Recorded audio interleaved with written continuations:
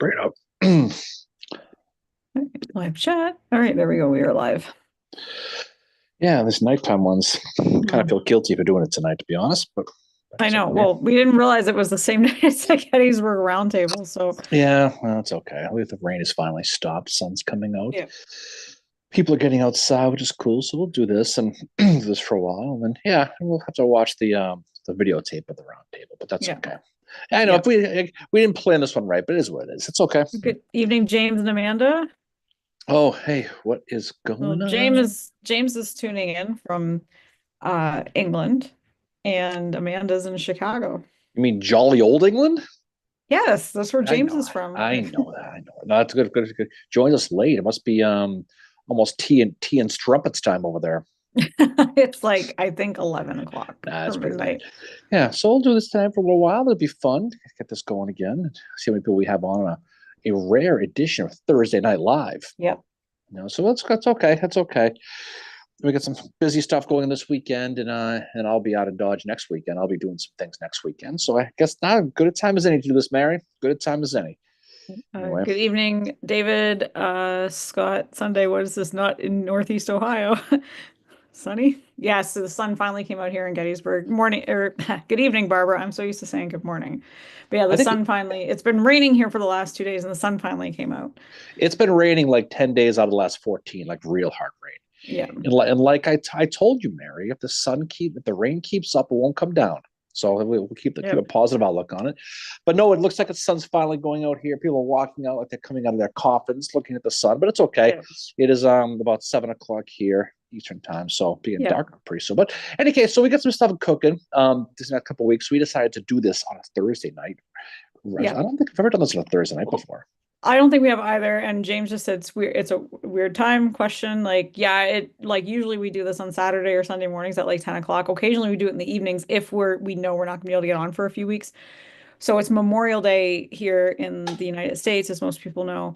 It is? And so we won't be able, like the Memorial Day weekend, so we won't be on this weekend, and we're busy the following weekend as well. But we will be releasing an episode a week from We might be Friday. able to do this next weekend on Saturday, Oh, okay. So we might be possibly. on here Yeah, next who knows? Saturday. Like, But we didn't do it last weekend. We were down yeah, and doing some stuff last week. We were yeah. down in Monocacy and then we were down in Virginia. So we think why not? Why not? Nothing else to do, you know.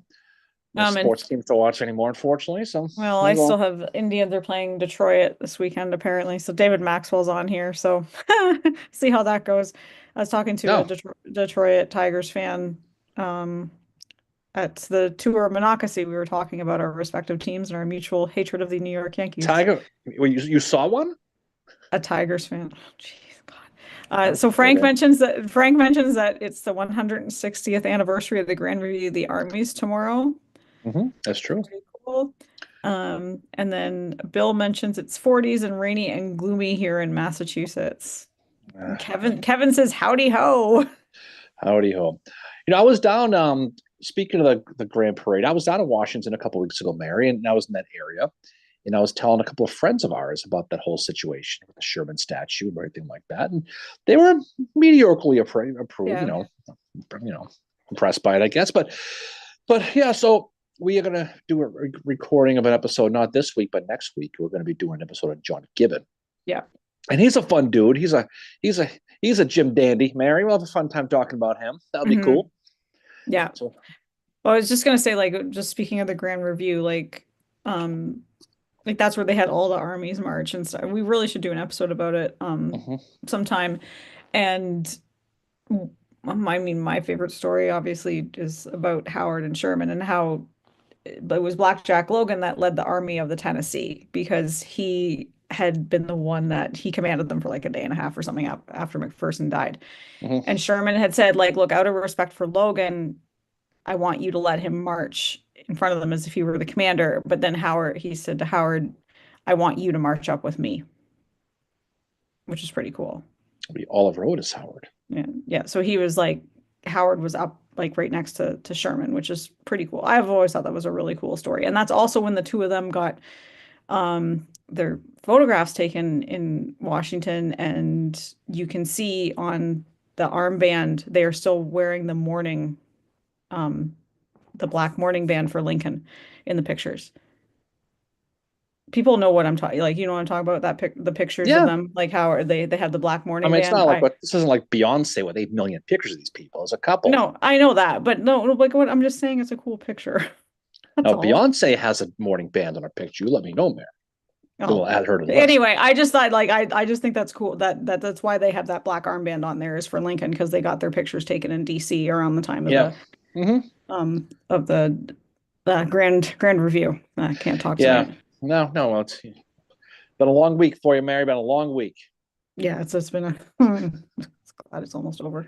You know, but it definitely is coming into that season now. People being able to go to the battlefields, and we were out in Good Monocacy evening, last weekend. AQ. Speaking of, we just talked about AQ behind her back. No, we weren't. No, we were just talking about Monocacy. I was about to say we saw some friends of ours, Yep, namely the great Andrea Quinn, Mary. yep, I don't know if you know her, but she does a thing on Barlow, yep, and so we saw her. We saw her last weekend. With friend Russ and of course some other friends. We were part of the Addressing Gettysburg tour that they had at the Battle of yep. Monocacy with of course the great Matt Borders, who's fantastic at what he does. Oh, Matt Borders gave such a amazing tour of Monocacy. Um, And he's such a like he's a park ranger at Monocacy. Amazing job there. We were happy to partner with Addressing Gettysburg with Matt Callery to be able to, do that tour. And we had it was a great crowd that came out to it. Everybody like was, very enthusiastic about Monocacy because, Matt Borders kept saying like, oh, I don't Monocacy gets forgotten and like it's been one that we've always been like, no, if you're in Gettysburg, you need to drive down to Monocacy. So it was a great tour. And then after that, we went with our friend John Gentili. We went with him to Warrenton. So we went to Grey Ghost Winery, which is pretty cool, named after the Grey Ghost Mosby. And then we went to see Mosby's grave, that was bucket list item right there.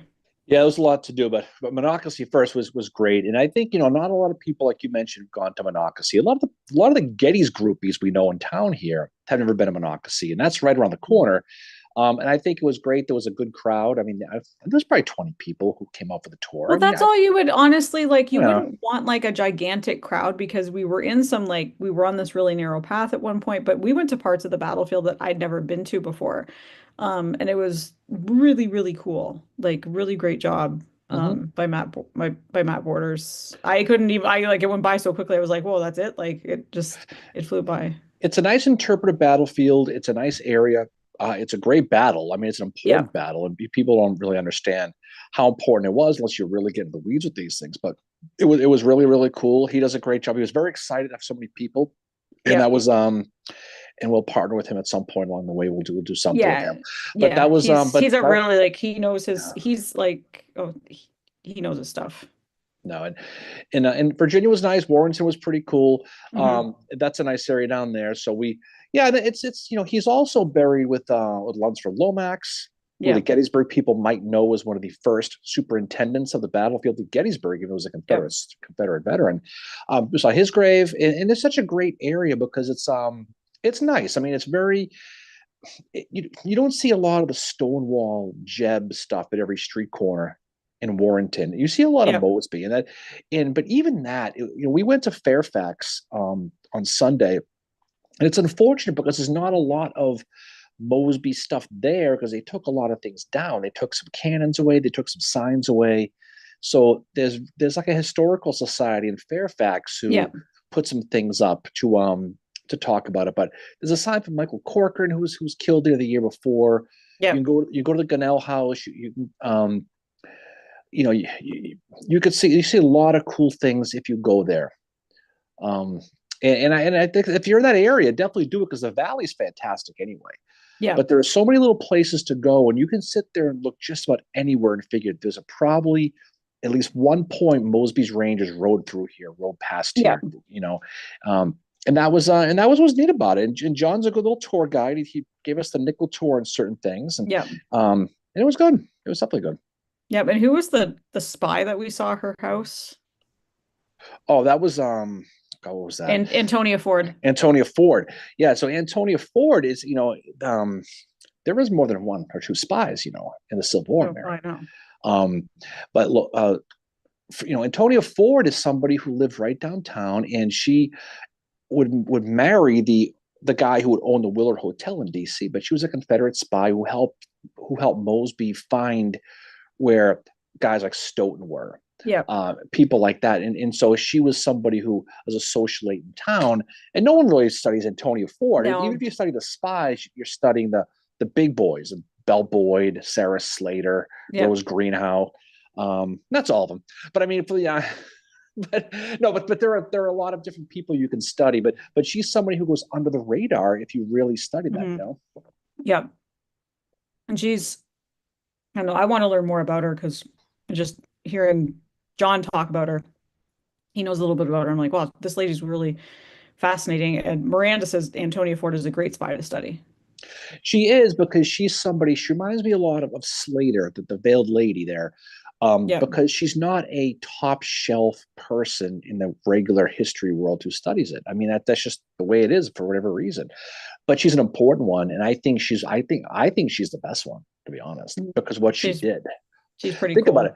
cool. Mosby is sneaky enough anyway. Being a Yeah. spy for Mosby, that's like double secret probation stuff. That's really, Yeah. really high level stuff, considering the Union, for the most part, um, held Fairfax for Yeah. for a lot of the war, and she was able to do a lot of the things she did under the noses of these people. Hmm. And being able to go and do these things was just fascinating for her, and especially when you study just how good John Mosby was, it gives you more of an appreciation of that network he Yeah. had around him. Yeah. Yeah, absolutely. And yeah, like as AQ says, there's lots of great wineries in the area. She says she wants to go back there with us when she's here in June again. So hopefully we can make that happen. And it's just like there's lots of great stuff to see in the Warrenton, Virginia area, like just all the Mosby stuff and all that. Um, but it was really, really fun time. I'm really Well, glad we got it's to such do a that. nice area, though. It just Yeah. is. I mean, it's there's only so many places you can go. You find something new, and Yeah. being able to see that this is the house where Percy Wyndham was staying, and hearing Yeah. the story about how they were chasing him down. Um, but it's such a nice place, and see what Lieutenant Colonel Johnstone in his underwear Yeah. hidden under the outhouse while his family was in the house, left the wife and kids to go hide. Yeah. Um, it's a fun study that I think everybody talks about Gettysburg and Antietam and Shiloh and all that stuff, but there's so many cool stories that take place under the radar. Yeah. And the more you study, the more the farther you trace, the easier it is to learn this stuff and understand this stuff. Yeah. Well, it's like you were telling me that you've started the research for an episode about Gibbon, and you were telling me that like he and Hancock were not friends. No, that was no. I mean, anyway. I mean, John Gibbon and Hancock. It was these are. It was like a measuring contest in a lot of different ways. Yeah. Um, I'm not talking about pant size either, Mary. Right? You're talking about a guy who was the Second Corps commander and a division commander, and like anything else, you do a good job, you want to be recognized for it. Yeah. And Gettysburg, they both have their moments. They both get wounded.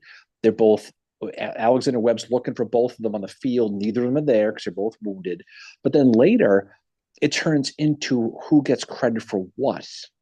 And then Yeah. every chance Hancock had to stick it to Gibbon publicly in front of his men, he did. And finally, Gibbon's like, you know what, dude, I'm good. I'm out, done. And finally, give Hancock, I think, saw the ill of his ways. And but your guy Howard, he had some history with Howard too out in the West Yeah. with the Indians, out with the Nez Yep. Perce, and Yep. John Gibbon was Chief Joseph. a good friend with Chief Joseph. Even late, they would have dinner with families later on with Gibbon and with Joseph, and he's just like many of these people we talk about. There's so much more to the story than Yeah. this gruff, dude or a bronze statue. They're all people, and when you look at how he started out being a Virginian, I'm in North Carolina. He was actually from the North, moved to North Carolina, and Yeah. Yeah. stayed He's with the from Union. Pennsylvania originally. Right. And then he ends up literally fighting against two of his brothers who were in the 28th Virginia Hmm. in some of these battles. And so you get to know these people a little bit in the personal struggles they had. Yeah. Um, and after the war, Gibbon wrote a letter to one of his brothers and said, hey, I know it's been last couple of years have been tough, but it would be a pleasure to see you. and his brother returns a letter back saying, "No, thank you. It would not be a pleasure to see you." So he never got over it. That's just that's Wow. old old scars run deep, I guess. But that's part of the cool things about John Gibbon. I think he was the only one of his siblings to fight for the North as well. I think all his brothers fought. I think there was just two or three of them. They fought for the South. He had two, and who fought in the same regiment, and they end up bumping into each other at different battles and stuff like that. But it's a brother against brother. They say that for a reason. There's a couple different reasons why they say that, but it's it, it's easy to put yourself in that situation of wondering what it'd be like if you're the pariah in your family. There's a lot of Yeah. guys who flip sides and stayed with their own side and did all kinds of things, but Thomas. well, certainly, yeah, Thomas, absolutely. But again, you think that I guess after the war is over, you kind of like, okay, this is cool. We all survived. Yeah. Let's be nice now. But these guys never get over it. Well, look at what happened to someone like Mosby. He became like Longstreet, like he's a scallywag, right? So he completely goes the other way. And he's like, you know what? Like, I know what we were fighting for, and but guess what? It's over and we have to stop now. And then he basically gets run out of Warrenton where he's practicing law because they don't want him there because he's telling them like we have to move on and be friends with these guys. The cause is over. Yeah, well, it's all over. But it's easy when you're on the winning side to sit there and say, "Hey, let's But kumbaya." Mosby wasn't on the winning side. No, I That's mean, what I'm saying, is he's like, given that I'm talking about. You know, yeah. But with Mosby, he wasn't on the winning side and he gets run out of Warrenton, right? Like he practices law there and he gets run out of Warrenton because he's not agreeing to go with the lost cause. And we went to a really great lecture by Carolyn Janney back in November. Um, and she talks a lot about that, about Mosby's post-war, and how he felt about things like monuments and all that. And it was very, very interesting. It was the Fortinbras lecture that they do every year around Remembrance Weekend. And it was yeah. really good. No, she did a good job with it, and he took that same path, that someone like James Longstreet did, Yeah. where the battle's over, it's time to reconcile. Mosby also knew his bread was buttered too. He knew there's be more money to be made in the North than the South. Yeah. But you're going from a guy who was a literal hero. He was Batman. That's who he was. Hmm. And then all of a sudden the war ends, and he says, "Well, we gave it a shot. It's time to make amends. Deal with the Republicans and work with them Yeah. and work with Grant afterwards." And they literally ran him out of town. He went years without stepping in the state of Virginia because he was afraid for his own safety. This is Mosby in Virginia. Yeah. Finally, he came back and he was older, and he dies, and then he gets buried in a very nondescript grave. And there was no, Yeah. if you Google John Mosby funeral, there's really no pictures. He was buried kind of quietly and family, and there was really, Mhm. if he was killed, if he was killed in 1864, it would have been the biggest funeral probably in the Yeah. South. But he, was kind of sad. He was like Gouverneur K. Warren, buried nondescript. And Yeah. people don't forget about who Mosby is. If you see that gravestone, good Lord, Yeah. It's hard to read because it's so just, I mean, but just the stuff that's left behind on it. There's a lot of, I know. Yeah. Like there's all these like ranger things on it and coins, and it's interesting to see that. Oh, Frank mentions here that he likes the brother versus brother is always a fascinating story to him, but he says he found an interesting thing that happened in Antietam. A fourth Alabama captain corresponded with the 10th Maine officer after the war, and it was the 10th Maine who killed the brother of the officer in the fourth Alabama. yeah, that book's mentioned that story's mentioned in Hartwig's book. I don't know if that's where you got the story from, that I dread the That's thought of the Frank's place. read that book. It's the same book Yeah, you're reading. but Yeah. that 10th Maine and the 4th Alabama, they fought in the East Woods, which was like Vietnam fighting in the Civil War. And it Hmm. was rocks and boulders and trees, and that that's where Joseph Mansfield was killed. He thought he thought they were friendlies and told him to stop firing. They said no, those aren't friendlies, and he got killed. And that was the end of him. But yeah, there's a lot of good stories in that book. I imagine if that's where you got the story, great. If not, then it's out there. But there's a lot of stories like that, where people talk about after the fact. I mean, Frank said, yeah, it was that book. Ezra Carman from the 13th New Jersey, who was probably the John Batchelor of Antietam. He was Colonel of the 13th Jersey, fought in Antietam, obviously survived it. And a lot of what we know about the battlefield, the placements, things like that, are all because of Ezra Carmen, who's kind of like the Mhm. guru of Antietam. And he talks a lot about letters, but different people. Edward Cross, Fifth New Mhm. Hampshire, he has a lot of stories about things that he experienced in Antietam, that he letters here and there about that. So if you're reading those letters, that's what the good stuff is. That's really what the real meat and potatoes of these battles are, those stories like that, like Frank said. Yeah. That's a good one. Yeah. Yeah. And I know he's read that. That's that gigantic book, right? It's like that Yeah. big. Yeah. It's an easy read though. I mean, it's very technical. It's like Yeah. Coddington for Gettysburg. But Yeah. if you're gonna start reading about Antietam, don't start with that. Whatever you do. But No. if you're into it, if you've read a handful of books or you're familiar with the battle, Yeah. it's a great book because it is by far the most detailed thing. I can't imagine. We did a thing with him a week or two ago. Yeah. Um, and he's he absolute genius with the stuff, very, very personable. And he knows his stuff. Yeah. And David Maxwell mentions those two Hartwig books on the Maryland campaign are really good. Um, Ambrose said, "Do you think there could be a TV show on Fortress Troops or Heavy Artillery Troops that is a comedy like Black Adder?" Have you ever seen Black Adder before? No, I don't think I so. think it's got Rowan Atkinson in it. I've seen a few episodes. It's actually the last episode is really, really sad though. Like yeah, it's really sad because it's in World War One, but it's just a British comedy and Oh, okay. it's funny. But yeah, I think you could make something like that. About heavy Yeah. artillery? Yeah, like it's Yeah, I mean, I'm sure you could. I mean, you could look at like 8th New York. Heavy artillery guys end up going to Cold Harbor, and I'm sure you can have fun with it. If it's a comedy, I'm not sure how you deal with. But hey, I'll watch it. Why not? yeah.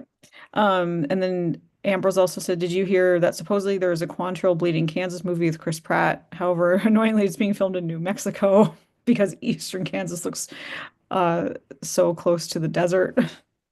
Yeah, that would be. I'd heard something about that, but that'd be kind of cool to see. Be kind of cool if they made that, especially if it's a real movie with a real actor. It's Yeah. like Free State of Jones with McConaughey, right, Yeah. right, right. All right, all Uh, right, all um, right. because that was pretty good too. And if Hollywood actually puts effort, we were talking to somebody about somewhere. I was talking to somebody about the movie The Last Full Measure. That's never going to be made.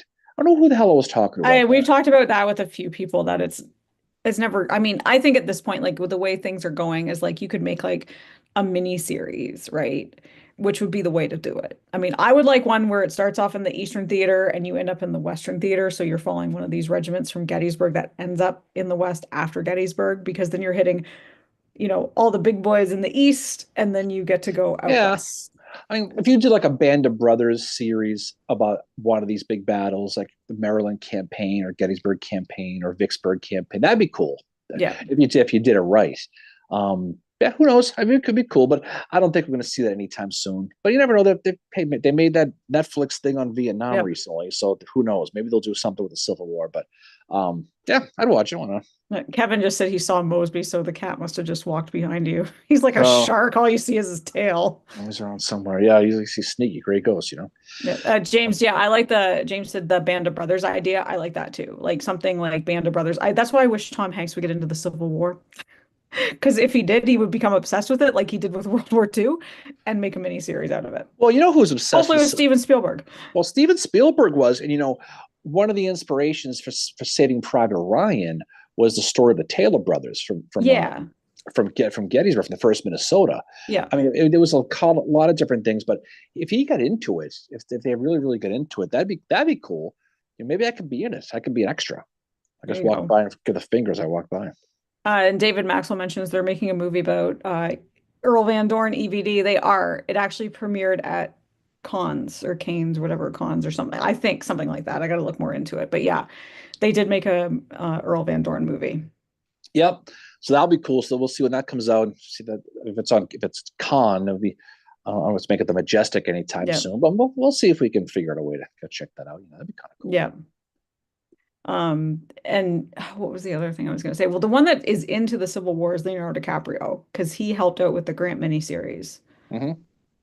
He's He into was the he was Civil in War. he was in Django Unchained. Yeah. So I mean, I think he's a multi-talented type of guy. I mean, he could do it, but I mean, Nate, there's so either we could sit here all night and talk about ideas for movies, but the question is, will anybody ever make a Civil War period movie?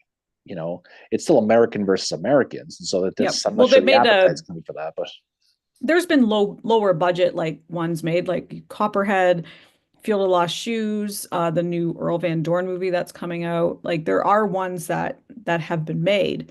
Um, Aaron Kevin says, when is the Sickles movie coming out? oh god, And imagine if Sickles movies came out. and then they're also Red Badge of Courage is being remade to be released next year. Did you like that? The book and the movie, Red I Badge of never read Courage? it. I never read the book.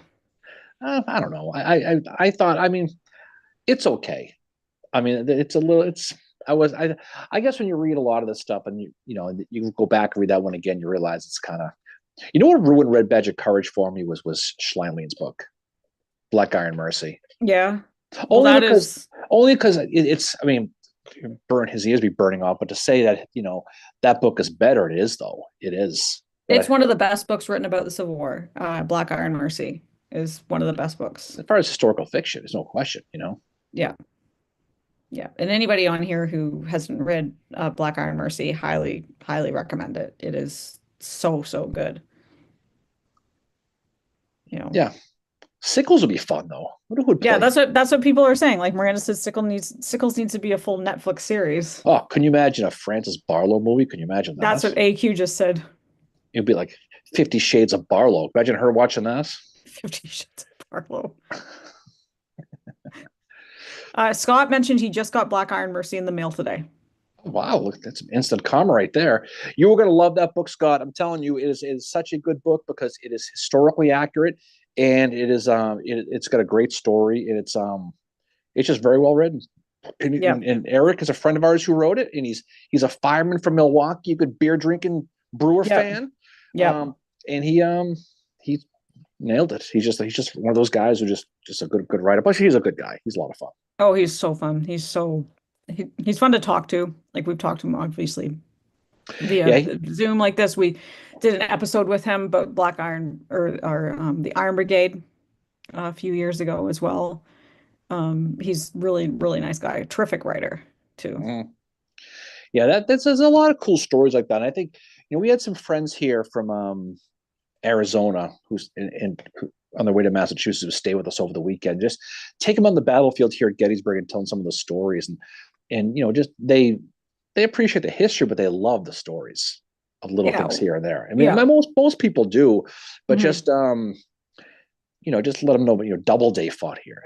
Doubleday, the baseball guy. I But, know that's what everybody says. The baseball guy. well, I mean, there's a lot of people like that, and just trying to Yeah. explain the details and stuff like that. It's fun to get people out here, and there'll be a lot of people in town this weekend, Memorial Day. Yeah. And that's good. Memorial Day is always a lot of fun, and it's not going to be crazy hot this time. It's going to be awesome. No, which is nice. It's gonna be like sounds like really, really great weather. There's already people like when I was driving back from I work like an hour from Gettysburg. Like when I was driving back, I'm like, okay, there's definitely more out of state plates on 15 today as I was driving back. So I'm like, yeah. It should be a busy weekend here because it's not going to be hot, and there's a lot of stuff Mhm. going on. Our friends over at Getty's Gear are doing a thing on weekend. There's a Yeah, Masonic dinner we're yeah, going to on Saturday night. Plus, there's the parade, and there's going to be a lot of stuff going on. I think it'll be a busy weekend in the town, and hopefully, if people can't be in this area, it's nice where you're at because it's yeah, such a great weekend to get out. It's the unofficial kickoff of the summer. I'm glad I'm not this weekend is Cape Cod where I used to be. yeah. The traffic was brutal this Mhm. weekend. My God, the worst traffic in the world is the Cape and Memorial Day. I'm glad I missed that. I was gonna say like, yeah, last year it was kind of warm on Memorial Day, but yeah, get our friends at Getty's Gear have events going on as well on Sunday and Monday. Monday they got, is it Nick Mish? What's Nick his name? Much. Nick Much. He's a He's Nick, really great local musician. He's playing Nick there, I Mitch. think. Nick Mitch. Nick Nick Mitch. Mitch. I Yeah. think starting at like 11 o'clock or something. We'll share the events on our Facebook page, but that's happening. So if you're in town, check that out. They are great. They've got great coffee, great cigars, they've got snacks, all that stuff. They're an awesome place to go. They're right across from they're right across pretty much across from the Jenny Wade Museum and the where the bus tours leave. Yeah, it's a good place and good people, obviously. But yeah, that'll be a good time, and you know, there'll be a lot of people going for the battlefields and going stuff like that. So we'll see if we can find some way to get out a little bit this weekend too. You know. Yeah. Caleb just said nobody ever mentions the long forgotten Canadian Expeditionary Force inventing hockey in the Potomac in '62. Big hockey. I don't know who for now, I guess. You know. Yeah, I stopped watching. Yeah, I'm kind of saying too. But this will be good. This will be a fun thing to do. And like we said, this is the best time of year now because you can travel. It's finally warm. Yeah. It was hot in Virginia last weekend though. Yeah, we were sitting at the winery and it was like 95 degrees. Mhm. It was warm. No, it definitely was. And so, you know, that'll be good. And you know, we'll get to talk about Gibbon. And have we done the live since we did the Newmarket episode? Yep. We did. Yep. Yeah, That's yeah, because we talked about the Field of Lost Shoes, the movie, we talked all about that. We did. Yeah, we did. yeah, it popped in my head because we were just not sort of quasi area, about 50 miles away from it. And that's another great place to go. You go down there and every exit is a battlefield or something that happened there. But if you get a chance to go to Newmarket, and I know Miranda's on here and she lives and dies, you know, Newmarket, Mhm. but that's a place to go to because it's again a fantastic battlefield. No one visits. It's a great story. But I think it's not as appreciated. And it's literally right off the highway. I mean, the highway runs right through it. It's like Yeah, Monocacy yeah. and 270, you know? Yeah, yeah. Monocacy is easy to get to. Newmarket's a little bit further for us from Gettysburg, but it's again worth it to go. Um, what was I gonna say? Um, but yeah, Monocacy, just if you're in Gettysburg this weekend, go on down to Monocacy. If you need to get out of the burg, go to Monocacy and see them there. Like Yeah, well, I'm not sure what they're doing, what their plans are. I know they have some issues with the visitor center. I think it's not quite fully open they're yet. renovating it. Yeah, and the same thing with the Antietam. The Antietam had a big flood and flooded the whole thing, and they're still dealing with that. Um, but you can still get out there and see the Hmm. places, you know. Yep. Yep. Jeffrey says send some warm weather north. It's currently 48 in Buffalo and had frost 2 days ago. Well, Buffalo, it is warm at 48 degrees. Kidding me? Buffalo. Buffalo's a fun city, though. You know. Oh yeah, and Miranda says go to Newmarket. It's my favorite battlefield. Yeah, it definitely is as far as her goes, but it's a great one just to go visit. Like we said before, this I mean, we went to the time we went to the valley. We went down the valley and back from Appomattox, and there's just so many cool places to I stop and know. visit You along the need like way. to stop. We should have like had an extra day and stopped because we would have had way more time to explore. Because we took a lot of time at Appomattox and then we were heading back to Gettysburg and then we got to Newmarket and it was like, well, we have to get back because we both had to work on Monday. So It's easy to get lost and just do all these things and go to this. yeah, It's like you're driving. It's there's this. Like we went by Brandy Station, and we went down to Charlottesville last fall, and then we went yeah, down to Appomattox, and we went to Lynchburg, and we just went out and out and out to yeah, see all these different things. But there's only it's like a kid in a candy store. yeah, It's like there's this, there's that, there's this, there's that. Um, but I'm glad we stopped at Newmarket because that was one I'd wanted to see for a while, you know. And then we went to Front Royal too. Forgot about Front yeah, Royal. that was really cool. There was one reenactment coming up that I just wanted to mention that I saw it Strasburg. advertised. No, it's actually Pickett's Mill is having a reenactment. Oh, good for them. They do one every year. And I'm just trying to, I know I saw it like on Facebook or something, but they're doing a reenactment. And that is like if you're in that area in Atlanta, go to see them. Like because they live by this. They say they are the best preserved Civil War battlefield. And it's a small battlefield, but they are very well preserved. No, it's because it's really just it's in Dallas, Georgia. It's Yeah. kind of in the middle of nowhere. It's more like now it's just a big dog walking park, but it's huge. Yeah. Um, and I remember that time we went there, and they were so stunned that we were there for the Civil War stuff and not They're like, the "Oh, are you park. here to go hiking?" And we're like, "No, we're here to see the battlefield." And they were like, "Oh," They brought us in the secret chamber in the back or and they showed us showed you some the of the. snake skin. I wasn't going to bring that up, but they had some good books and stuff like that to go back there. It's just nice. It's just I think the Civil War community is such a good one, and I think it's a shrinking one. Although it Yeah. seems to be more of a seems to be making a little bit of a comeback. I think there's more. Yeah. I think there's more people now, and I've noticed people now have a more of a fascination with specific people, right? Whether it Yep. be generals or colonels or Hmm. whomever, and you kind of learn from that. Like we know people, huge grand people, Yeah. huge, obviously Howard, Sherman. I mean, all the big names, and then if you if you're good about it, you'll study them and you'll expand out and you'll learn about Yeah. guys like Rosecrans, and you'll learn about the Yeah. Southern stuff, guys like Garland and Zollicoffer, and then these people who really no one really knows about because they died, you Yeah. know, and not just the Patty O'Rourke's that were the Gettysburg people, but the people, like Reno, for example, Yeah.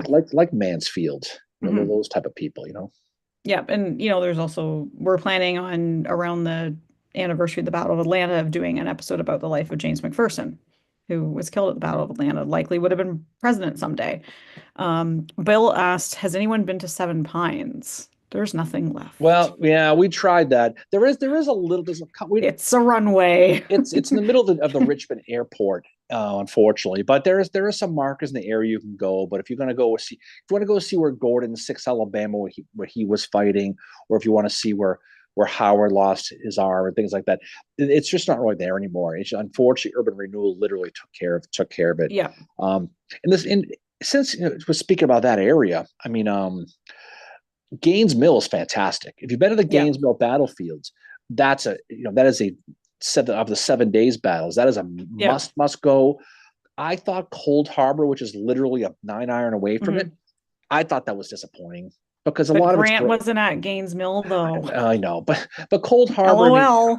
Cold Harbor, a lot of it's built over. It's really just one field and some woods. But if you're in that area, go to in Richmond, take the time to go to Gaines Mill. It's not a big battle, but it's one part of the 7 days. But it's a absolutely pristine battle. You can walk down to the river, and you can. Yeah. It's fantastic. Absolutely. And Scott was asking if you can go to VMI and see the cadets on parade ever. I'm sure you can.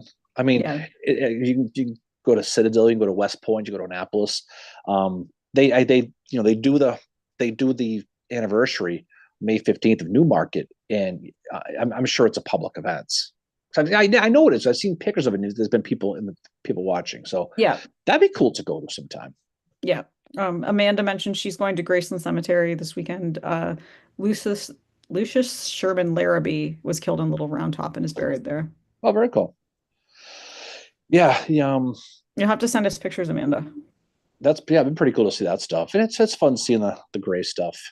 Hmm. But yeah, it's fun to go match them up. But even like just the not just the Civil War, but you can see all the other wars, especially on Memorial Day weekend. It's a great time to be out there Yeah. to some of these cemeteries. Yeah. There's just so much to see. And I'm just still trying to find this um thing. Battle. Okay, here found it. So Saturday, May 31st, 2025. Anybody in the Atlanta area, Battle of Pickett's Mill 161st anniversary commemoration. There's tactical displays and demonstrations, and there's artillery and infantry impressions. Now that would be a cool one to participate in as a reenactor. Well, That would be that awesome. might be tough though if you're doing the old camping thing because it's really we were There's nowhere. Bentonville at the BMI, and the great Bill Etzkorn, Mary had to Johnny Appleseed, that Yeah. battlefield, did these tents in there, and I think this won't be worse than that because it's very dense forest, and I bet you they don't allow the tents there, but it's not an No. overnight thing. It's But probably it just still would be cool. I think it would be cool to not necessarily participate, but also just go when they have the reenactment because it sounds like it's a fun time. Sometimes these smaller battles, they do a great job with it because it's not one of the big boys, right? well, you know what they said the best one of all is the Battle of Lusty in Florida, as far as the Yep. reenactment. That they say that's the one to go to. you know. Yep. But there's a lot of good ones. I mean, Cedar Creek, we did that one. That's a great one. Yep. Bentonville's pretty good. It's Bentonville was Strasburg by coming far up. my favorite. I love that experience. That was such a great experience. Bill asked, was White Oak Swamp part of the 7 days? Yeah, it's up there. But the 7 days you can work it all the way through. Gainesville, obviously, Malvern Hill, all those ones you can still, for the most part, you can still see it. That's a pretty good area to Yeah. go. We didn't get a chance to go to Malvern Hill or White Oak Swamp. We never got a chance to do all that. We just went to Gainesville Hmm. when we did that stuff. But you can go if you go to Richmond, you could spend God Richmond. You could spend forever in Richmond Yeah. just seeing Belle Isle Prison. You go see what's left of Libby. You go to the Hollywood Cemetery. You go see the Confederate White House, Tredegar Iron Works, and then you can do all that stuff that's in that area. And then if Yeah. you're really cool, you go a little further south, go to Petersburg, right? Yeah. And you go to the Battle of Petersburg. You go see the Dictator, Yeah. right? And then you Five Forks, Reams Station, everything.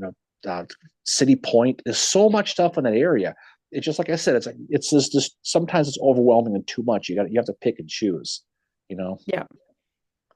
Miranda says, I was surprised how small Cold Harbor was as far as the preserved battlefield, but I was able to find where my two times great grandfather was positioned before he was captured. It was on private property. Kevin says he loves Richmond and Hollywood Cemetery is amazing.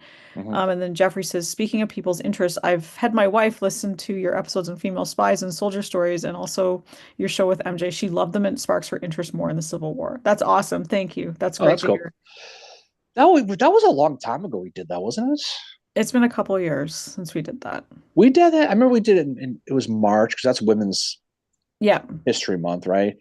That was like 2020, like two or so. That was when we talked about Sarah Slater and we talked about Yeah. a lot of those people. But there's a lot of these things to go to. But whoever said Richmond's great, I would agree with that because it's just a Yeah. great place to go. We went down there for that Lisa Samia's poetry thing or Mhm. her history thing she did. God, that was a Yeah. couple of years ago now too. Yeah. But you just can't do everything. We were driving to North Carolina a month or two ago now. It was just tempting to pull over as we were going through Virginia. We went back Williamsburg, we went through heading towards the peninsula. We cut back, went to Carolina. Yeah. That was a fun weekend. Remember that night we had in Carolina at that Yeah. at that bar we went to and you walked on the tab?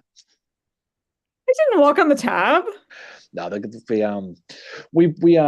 we had some beers and we were talking to the owners and stuff. When we left, they actually credited us the beer money back. Yeah. Like they just gave us I did free beer. karaoke. That's probably why they felt bad for people. Well, they did okay. Yeah. But no, that was a great weekend all around. And then we did Petersburg on the way back with the Yeah. gang, with Bill That and was Maria really and fun. Tony and Cindy and all of them. So that was a good time. That was fun. And White Oak Swamp, where's that thing there? Just trying to find it.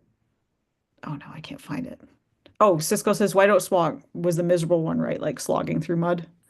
Well, there's a lot of those. I mean, you could talk about Newmarket and talk about that. You could talk about a whole bunch of, but a lot of them are you're dealing with, especially the spring campaign stuff or the stuff around rivers. You talk about the Sherman's March of the Sea.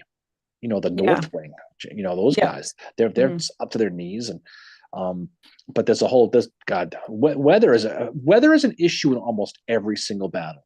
Yep. People don't really think about it. Like Gettysburg, it wasn't really Antietam, not too much.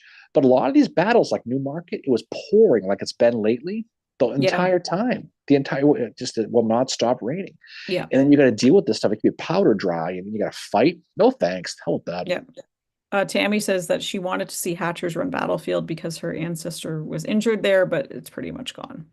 Yeah, I mean it's an unfortunate relative injured there, but it's cool that you can still aware of it. I mean, people discover these things, but again, depending on where the battlefields are, if it's anywhere near a big city, that land is worth so much money. And Yeah. you can look at like Chantilly, right after Second Manassas, which is a piss and distance from Washington. That's a joke. It's nothing. Yeah. And it's too bad because that was a fantastic battlefield. Kearney and Stevens going up against a not feeling it Stonewall Jackson day. Yeah. And that was a battlefield that should be preserved, but it's for the most part it's just like a park. It has a couple of monuments in it. Oak Hill, Ox Hill, but there's a lot of cool places you can go to. But there's more. You can go to the really really big battlefields and still see most of the stuff. Mm-hmm. But even here in Gettysburg, a lot of the stuff's not exactly the same. Even when it is the same, people complain. They don't realize it was the same. Funny how that works. They do. You mean the swamp? Just saying. It's officially called a marsh, but that's okay. Oh yes, the marsh. Marsh, but it's great to be able to go out and we're lucky now that we're here to visit a lot of these things. And if you are in the area of any of these battlefields, especially Virginia, yeah, or Maryland or Georgia, You can spend a weekend and just get out, but you gotta want Yeah. to do it. And be with the right person who wants to do it. Yeah. Tough to drag somebody around a battlefield if they don't want to go. Oh, exactly. AQ mentions, I want to do City Point and Harrison Landing, places Arabella Barlow was stationed with the Sanitary Commission.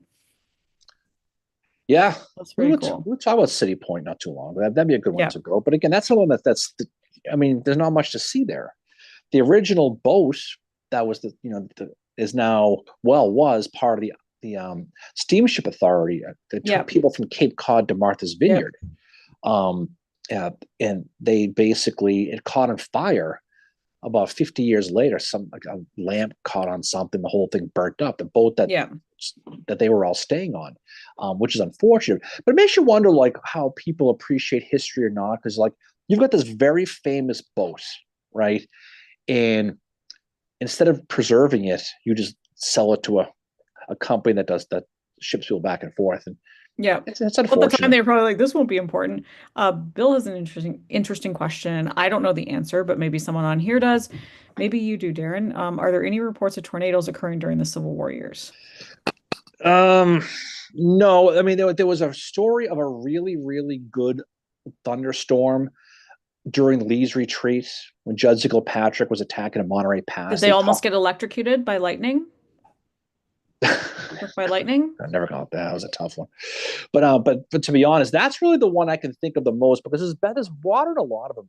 But there's a story of Kilpatrick was trying to catch Lee's guys retreating when they went down the Yep. Chambersburg Pike here. They went to the Monterey Pass, and they talk about the lightning being so bright it almost looked like daytime and it was really windy. So that it could have been, but I haven't seen anything like that. Yep. Bloody Yep. Kansas, maybe. See. Yeah. And if anybody, occasionally, if you look behind Darren, you will see the cat Mosby because he's got zoomies So, right now. oh, but there are some good books you can get on weather and environmental stuff on some of these battles, and you can really get into it. Um, for tornado, I don't know. That's a good one. First thing I think of is the whole thing with Kilpatrick, though. Yeah. What was that about Kilpatrick again? That I he was in just talk about the story with the weather at Monterey Pass. Kilpatrick famously, we've said this before, Mary, is the only Union officer to ever be purposely photographed with a prostitute. Yeah. Because you got to appreciate that.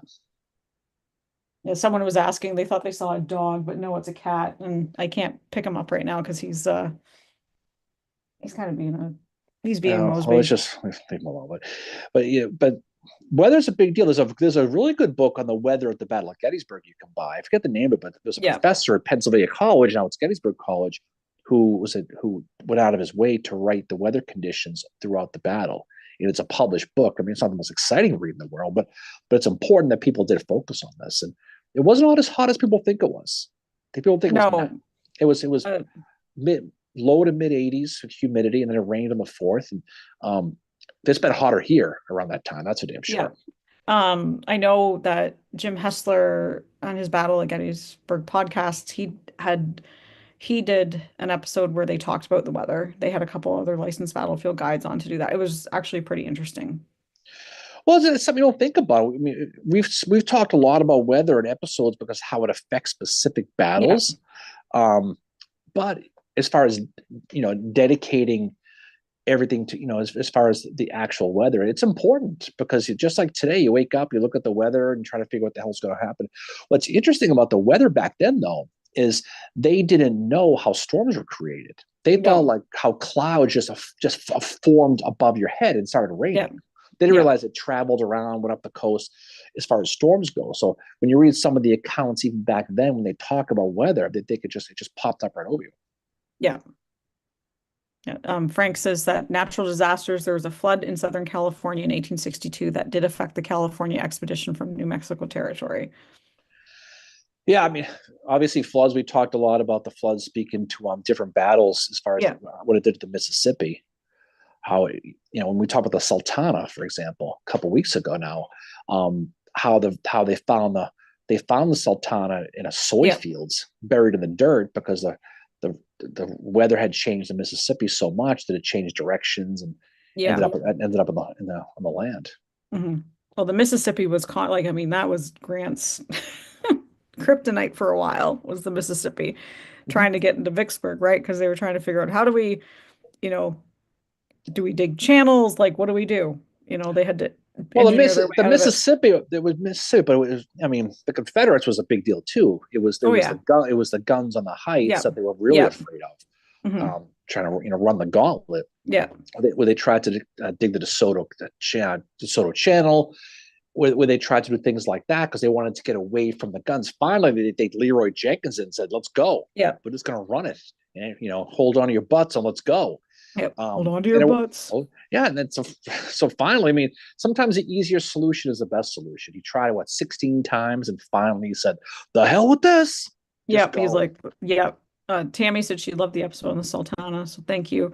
Oh, I appreciate it. Caleb said that we need an episode on the Red River campaign. You know what's so funny? We were talking about that because I wanted to do something on the great Nathaniel Banks. So I'm glad he mentioned that. Not a good day for Nathaniel Banks, admittedly, but we've been talking a lot about how all the machines all started moving at the same time with grants. How you have the Valley campaign going on Yep. with Siegel and Hunter, and then eventually Sheridan. Yep. You have the Bermuda, what do you call it? The Benjamin Butler one, and then the Hmm. Peninsula, plus Overland. But the Red River one's one that no one talks about because it went so badly. Yeah. So that's when we definitely want to do soon. Just any chance to talk about Banks. He and I share the same hometown. So I thought you were gonna say you shared that you stayed in the same hotel as he did. I was we might like, have. We miss his old hotels here, hey, but I've stayed in the same hotel that Walt Disney stayed at in my hometown, so sure, that's pretty cool. sounds like a Mickey Mouse operation. It is now, trust me. Yeah, I know That's the why hotel we you're don't talking st about. Yeah, that's why we don't stay there anymore. yeah, yeah. But that'd be cool doing Red River. That'd be fun to do that. Wasn't No, that not a good day for Mother for that one for the Union, but no. can't win them all. You have to talk about both sides. You have to talk about the victories as well as the defeats. I mean, No, we've done more Southern stuff than Northern stuff lately. mhm. Just by happenstance, we've been talking about. We certainly Stick it to Newmarket. that person that told us we had a very northern bias. Oh yeah, well we've been accused of being pro Northern and pro Southern, so I don't Yeah, care if you're pissing somebody off. That's a good thing. yeah, yeah. Yeah, sorry, the cat's really running around. Miranda said our local grant reenactor just did a presentation on the Battle of Champion Hill and how critical that was in the Vicksburg campaign. Oh, that Champion Hill and Big Black and that whole deal. That's a fun battle to study too, because Hmm. and that goes into the whole Ben Grierson thing too. Yeah, Um, and so there's a lot of different. You could pick any battle and talk about all these little fringe aspects. You think of Vicksburg, you think of running the gauntlet and the siege, but you don't think about Champion Hill and Big Black. You don't think about Jackson, the town, not the guy. Talking yeah, about what Sheridan did out there and some of the disastrous. Joseph E. Johnson saying, something. I could go bail them out, but I just don't feel like it. So yeah, we're gonna stay here. We think Pemberton can handle on his own. I don't think we can do much. So they don't do anything, and it yeah, gets totally not a good day for Joseph E. Johnson when you're talking about yeah. the Vicksburg campaign. That's for sure. Bill Pike says nice statue of Banks on the Common. Yes, that's right. I would Get all when, excited about that. yeah, when I was in my younger, more vulnerable days, we used to get taken for field trips for school to that statue, and of course the Banks Cemetery. Go see his grave out there. And my friend Bobby went to Nathaniel Banks Elementary School, so there's definitely in Waltham. If you didn't know any better, you think he was U.S. Grant. He saved the whole world because Yeah. everything's Banks. Then I realized that he wasn't he wasn't the I greatest. mean, he's like a No, local hero, right? oh Like yeah, that's I mean, let's who do we have from Waltham? We have Nathaniel Banks, Fred Smirlis, the football player, and yeah. Aerosmith is the other one. So you got And Aerosmith. Darren.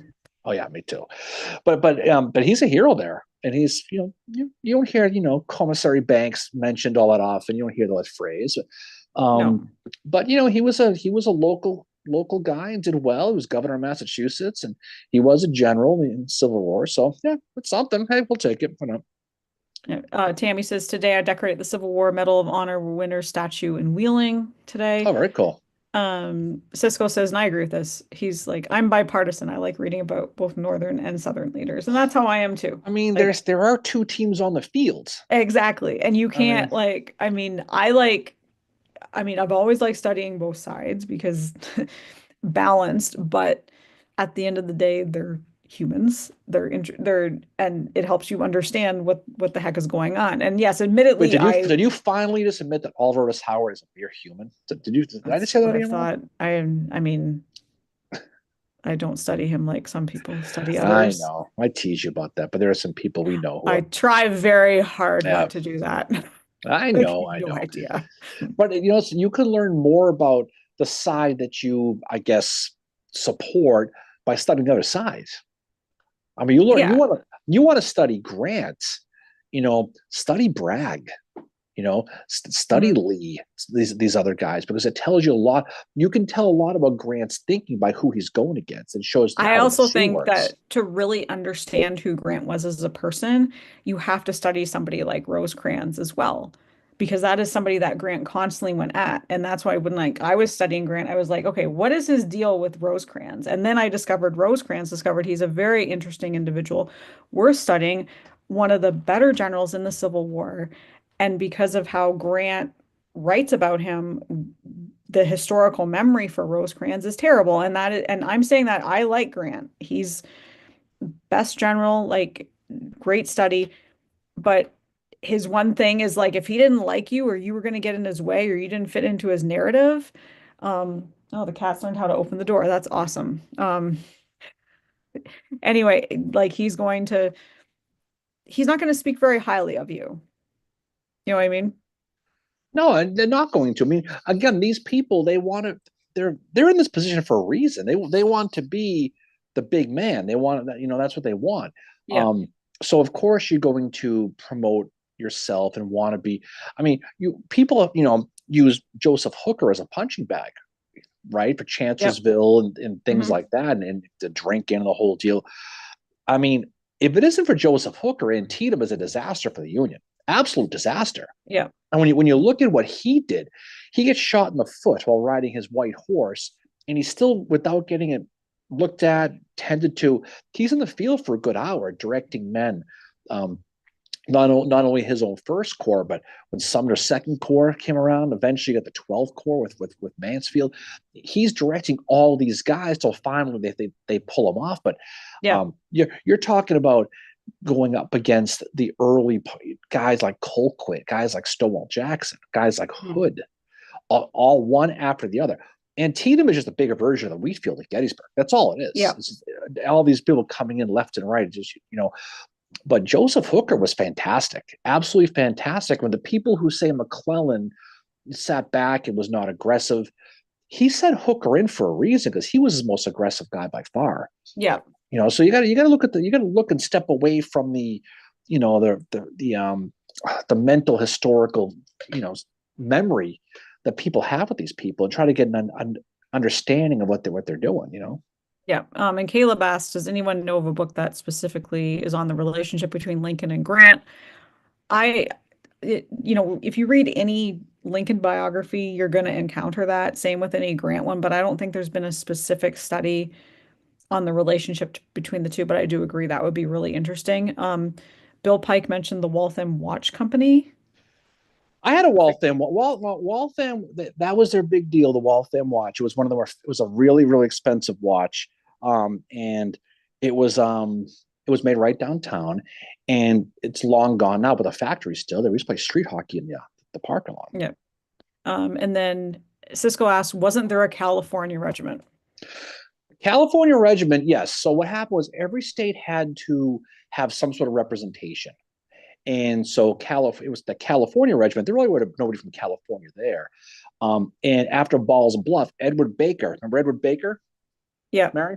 Yep. Lincoln's guy, when he got killed at Ball's Bluff, the California regiment really turned in. They joined the Philadelphia Brigade. I Yep. think, I think they were the 71st PA. Mhm. If you go to Gettysburg and you're right at the angle, right there, that's the monument. But they were called the California Regiment for a little bit of time, and then Baker went down. Another Massachusetts guy, by the way, and Yep. then and then it turned to the 71st Pennsylvania, and that was the end of it. But there was, but a lot of these guys had, like the Mozart Brigade, the Cornish Which, by the Children's way, the Regiment. Mozart Brigade is not underwater. Can confirm was It's just it there. it is not. It is fine.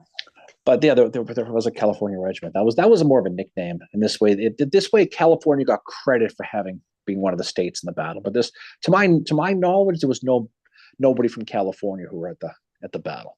They were still James said, they were on the yeah, beach the whole time. James said Sherman should have led the California regiment. Well, you could have Rosecrans do it. He was out in L.A. at the end, That's right? true. Well, Sherman was out there for the gold rush.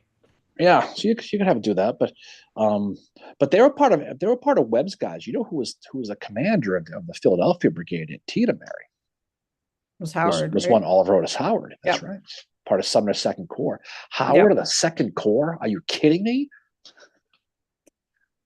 I don't know. I have to say, like getting out of Gettysburg and going to Antietam, it was quite refreshing to talk to people where it wasn't all like, oh, ha ha, he ran, he sucks. How Hancock saved the day. Yeah. It was so nice to just talk with people at Antietam that didn't come up at Well, all. it's a different world with these people. You know what I mean? Because you remember too, if you're looking at say Battle of Antietam, Howard was instrumental as part of that Second Brigade in that Second Corps, right?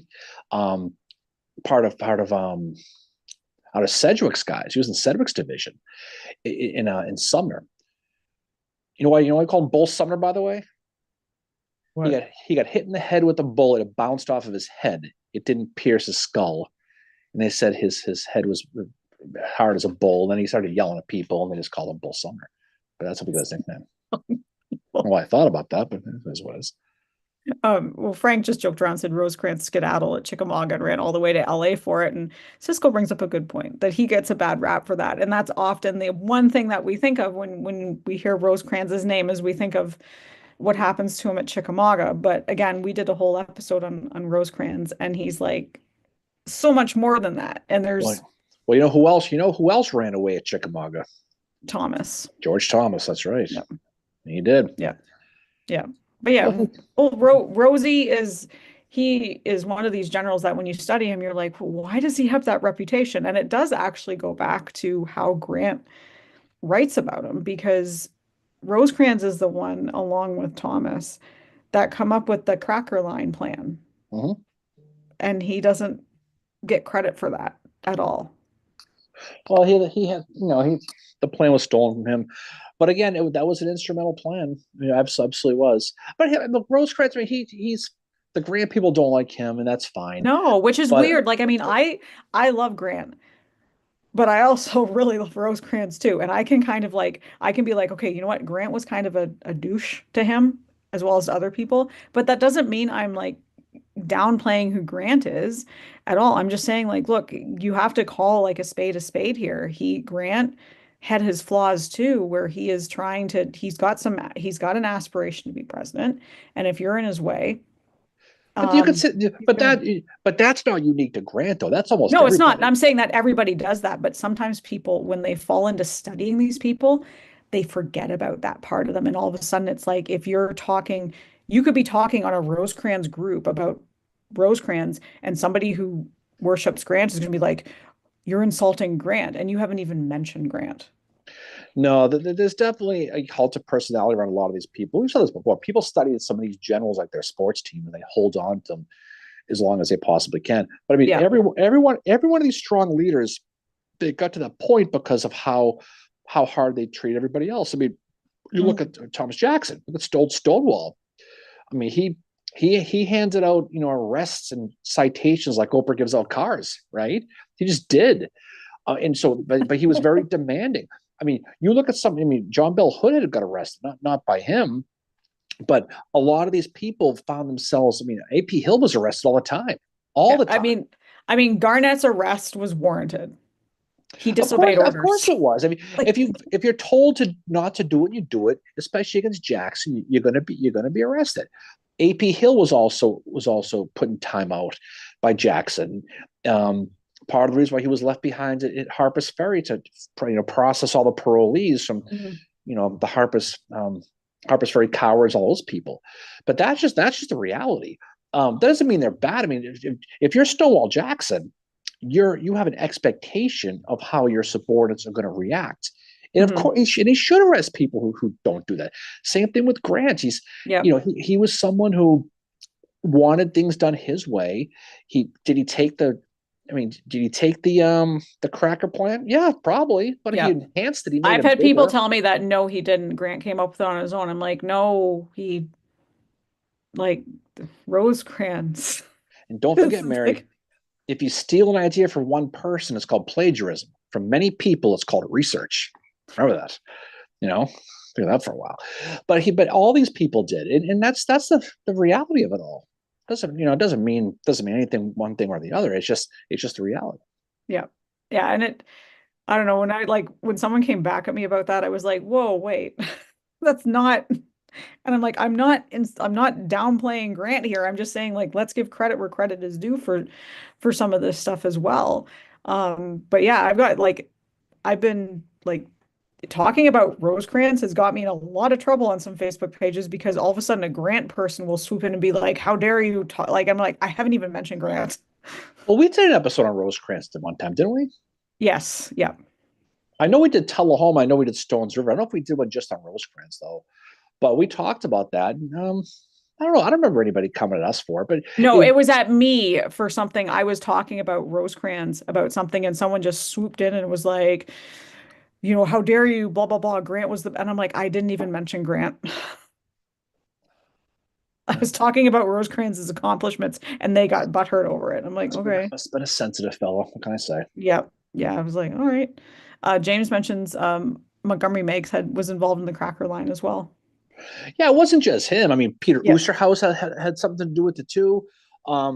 There's a lot of them who did, but again, who's ever in charge is the buck stops here. That's where you need all the credit Yeah. for it. Rosecrans did have the initial plan of that, but again, it was the other guys who all put it together. At the end of the day, it doesn't matter. Who cares? But they all want they all want credit for the good stuff. Yeah. That's what they want. And yeah, Scott said we did talk about Rosecrans, which we talked about PTSD and the other issues that he likely had, which the PTSD was like, I mean, that's what we speculate he had, was what caused him to break at Chickamauga. Yeah, I think that's fair. I think that is because I mean when you look at some of the PTSD and they noticed there was a thing back in the Civil War. They Yeah. called it nostalgia. That was a Yeah. nickname for it. When Yeah. somebody was acting strange, they said he has nostalgia. That was the name they called it, but they didn't know what it was.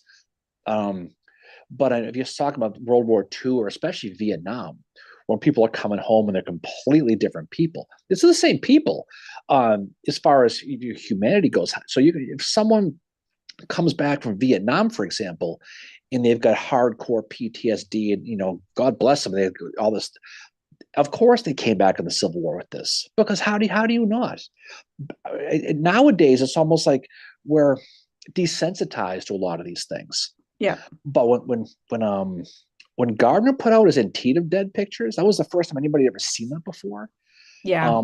And society got to look at this. But these soldiers who wrote about it, and that's where Scheinlein's book Black Iron Mercy is really good. Speaking of that, was he talks about the psychology of the soldiers and how they dealt with it internally.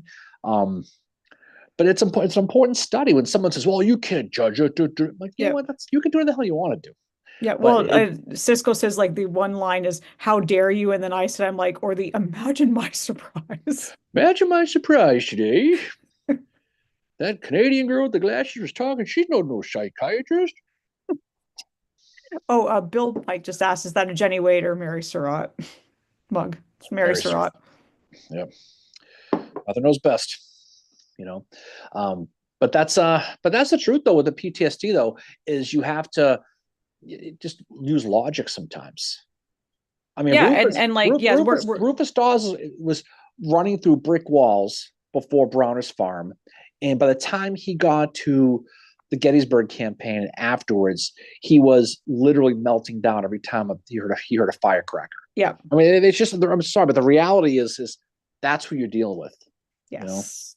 Yeah, because I mean, we like all react differently to stuff. And I mean, with Rosecrans, it was likely what happened to him at Stones River, where his best friend Garrosh got his head blown off in front of All right, him. it's Garche. Yeah, I'm gonna be correct on that. But like that's probably what did it. And I mean, other ones obviously like they probably all suffered from it in their own way. You don't go through that and not like Joshua Lawrence Chamberlain's brother Tom likely had it. He became an alcoholic after the war, Yeah, no, he because did. that's how they had to deal with it. Like, I mean, you deal with things. I mean, relatively young age with really no experience on it. yeah. You know, I it's amazing. And you look at a guy like Emory Upton. You know, he shot himself in the head in a hotel room, killed himself. Um, Formerly the 121st New York, and he did everything after that. But people think he had some kind of brain cancer or something like that, and he finally shot himself to end the pain. But that had to be some PTSD with that too. I mean, it's hard not to imagine putting yourself in these shoes of how these Hmm. people did it, because you had shirkers and you had people taking off and leaving, but if for the most part you were there. Yeah. You were stuck there. You talk about the one, speaking of Antietam again, the 125th Pennsylvania. These are green troops who have to go into the West Woods to fight Jubal Early. And they didn't know that Jubal Early was in the woods, but they sent him in there anyway. And what do? They have a more experienced regiment behind them Hmm. following the line, so they can't take off. So when the 125th kind of started to turn and run, they pulled their guns up on them and said, "Get back in line." And so you had to self-police this stuff. And so how do people deal with that? Hmm. You know, being watching people get shot down. There's a story of, and it's in Scott's book. Speaking of that book again, where this guy's getting worked on the battlefield by a doctor. He Hmm. looks up and the doctor's head gets blown off by a cannonball while he's working on Jesus. him, Like, right in front of him. It's like, okay, yeah. how does that work? Yeah. How does that person deal with that? Yeah. And you read in some of the memoirs, like Howard gets pretty graphic in his at times with his descriptions. And you can tell this was it must have been his form of therapy was writing out. I'm going to write out exactly what I saw. But also, Howard was writing his memoirs at the time that his son was killed in a war. Yeah. I think it was the Boer War. Uh, he was killed in the Philippines anyway. So you can tell that that's affecting him as well. And Caleb brings up a good point too. This is actually to do with like Rosecrans. Like everyone wants to remember Rosecrans for Chickamauga, but they overlook the Tullahoma campaign, which Abraham Lincoln said was one of the most brilliant campaigns in the Civil War. I mean, he got Bragg running with barely a shot. I mean, he Yep. did. Um, I mean, Stones River, fantastic, a must win for the Union, no Yep. question about that. So he had his days too. He did, you know. Yep. Um, so he was somebody who deserves a lot more credit. But again, he had his errors that he made. He had the cardinal sin of dropping a dime on Grant to the Cincinnati newspaper and making him look bad. And Grant never forgave him for it, and then history shows him as somebody who went against Grant, and that's where it all Yep. starts from. It's all personal biases. And that's the thing. Grant is like this, like, vindictive teenager in a way, that teenage girl, but he's like, oh, you did me wrong once. I'm never going to forgive you for that. It's like, all right. I Uh, know people like that. It's and we all terrible. do. God sakes, we all do. Although loyalty is a big thing, though. You don't go against someone like that, a peer, and go behind their back. And so I would agree with Grant on that with Rosecrans, but it was obviously Rosecrans. I mean, for God's sakes, there's no way it wasn't. But um, he never admitted to it, not that I know of anyway. No, But but it doesn't mean Rosecrans is a bad person. He's just doing no, what everybody no, else is no, doing at the no. time. It's not a bad person. It just means that was definitely a bad judgment call on this part. Yeah. Cisco says Stones River was hellish. Yeah, I remember doing the episode about that. I need to revisit Stones River again, but it was a like Another great day for Phil Sheridan, though. it was. He went up a bit. He and Pat Claiborne were the ones contesting over the Nashville Road. Yep. Yep. Sheridan, he comes up, he pops up, he's just always there. And he has his good moments. And but he'll tell you about him. He'll tell you about his good moments. That's a good thing with Phil Sheridan. But Who's a yeah, big fan of Sheridan is that Miranda. She loves Phil Sheridan. yeah, she and I are both big fans of Sheridan. We hate Sheridan. Caleb said another thing that showed Grant's dislike for Rosecrans is that for years after the war, he always claims Stones River was not a victory. I'll never understand that. Yeah, there were some weird things with that, but there's all kinds of personal things people have with everybody, with every one of these people, and it's some is real, some is perceived. I mean, there was a real issue for a long time between Longstreet and McLaws, and it spilled over. It spilled at Antietam, it spilled at Yep. Gettysburg here, especially. And but you have to learn to work together. I mean, if you're the boss and the subordinate, if you don't get along, you don't like each other, well, you have to deal with it for now. Yeah. And I just remember that, like, it was in the ca last cabinet meeting that Lincoln had, and Grant was there. And Lincoln's like, oh, I had that dream that I had before victories, like Stones River. And Grant's like, Stones River was not a victory. And I think Lincoln was like, dude, just like, why do you have to be that way? Yeah, well, that's Like, the can truth. we just talk about why you think it's not a victory? Because it was. Yeah, that never made any sense to me. I think it's because after the Battle of Stones River, it was late in the year. It was December 30th, right around New Year's, and the camps, Bragg and Rosecrans camped out winter camp almost in each other's backyard.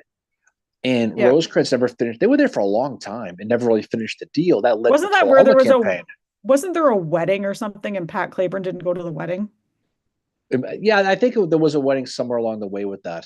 Um, but they were like right across from right across the field from each other. They just sat around. So he might have been talking about that. You had a chance to kind of finish off the Army of Tennessee and just kind of stay in winter campers. Who knows that maybe I'm just speculating, but this certainly sounds possible. At least that's the rumor I'm starting. It was a victory. I If think it it's was, of course a if victory, it Christ's wasn't sake. a victory, then they would not have held Nashville. That's the thing. It like that they needed that road. Um, oh, Frank said Sheridan or Bragg for your fantasy pick. Sheridan I mean, I'm going with Bragg. yeah, I mean, it depends on what you're doing. I mean, um, I need someone that's good at organizing. Sheridan took the valley though. I mean, third chance is fourth time is a charm, I guess. A charm, I guess. Can talk right now. But you had Sheridan, Cedar Creek, fantastic. I mean, he did what Banks couldn't do. He did what Seal couldn't do. He did what Hunter couldn't do. Um, I don't know, but who knows? Um, I and know Guvernor K. War would agree with you. I know that. oh, I'm Team Warren on a lot of things, including that. Um, Jeffrey mentions that he was in Gettysburg recently and he did the virtual tour at the visitor center with Basil Biggs, so the Yeah, railway one. And yep. he said he can't imagine the trauma of burying and digging up the remains of the soldiers. Well, that was the ticket to the past thing, and they used to have that at the Lincoln train station downtown here. They moved to the visitor center, and that's really really cool. Well, people don't always realize about Basil Biggs and people like that. Um, they only got paid for the skull, the rib cage, and the pelvic bone. That's disgusting. So when they were digging up these soldiers, because they were limited in space, they usually left the legs and the arms and just left them. That's So when you're talking about ugh. these when you're talking about the National Cemetery here around the corner here, for the most part, those graves are just skulls, rib cages, and pelvic bones. That's it. Because they that's all they get paid for. And if you only have so many coffins, you only have so much weight, you can go back and forth. They said, hell with it. They're only paying us for this. That's all we're going to take. Yeah. So I when you didn't when know you that till you told me that. That so was when you're talking about battlefield, about are there dead bodies in the battlefield? Yeah, there are. And this isn't just here. It's Antietam. It's all the big battlefields in yeah. this area. For the most part, they took only what they're going to. Union job, Mary. You only do what you have to do. You Yeah. do the bare minimum to not get fired. But that's what they did. And so yeah, so there's legs and arms everywhere, extremities, Ugh, it's thumb gross. bones, middle finger bones, like you. Jeez. Frank said to James, like Jeff C. Davis is an alternate option. All the fun lovers. Jeff C. Davis, Huey's buried in Indianapolis.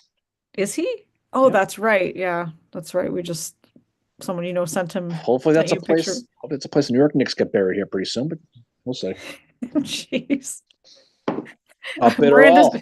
Not at all. Mir- Miranda said comparing Sheridan to Siegel is like comparing Aaron Rodgers to Joe Flacco. I think Flacco was more rings though. Just saying. Siegel had his moments. P. Ridge, notwithstanding. Yeah, he should stay with the artillery. But he obviously was terrible at Newmarket. I mean, he just was. But he was angry fella. That's part of his problem. You know. Yeah. And Frank said that thing is an eye-opening fact about like he never knew that about the skull and the pelvis only. Yeah. So that they would get paid whatever is $3 a body, but you had to have those. If you didn't have all three, you didn't get paid. So they dig up the body, and if there was any medallions on it, any sort of buttons, they would keep that together so they could try to identify them. But then if there was arm, legs, feet, hands, I'm not getting paid. I mean, it doesn't mean that it was all that way, but a lot of them, Yeah.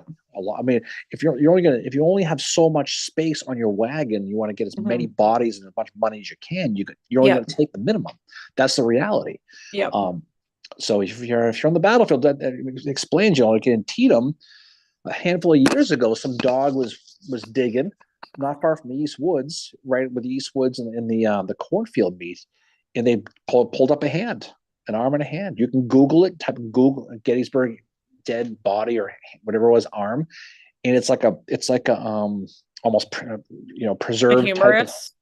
It was like from the elbow down, the hand, the fingers, and all they're all still there. The You can humor. Google, I think you that's can Google and humorous. find the picture. That would have been a situation of it was either an amputation or there was a body there and they left it. Who knows? Yeah. So Caleb says that we need to do an episode on Jubal Early. He's been reading.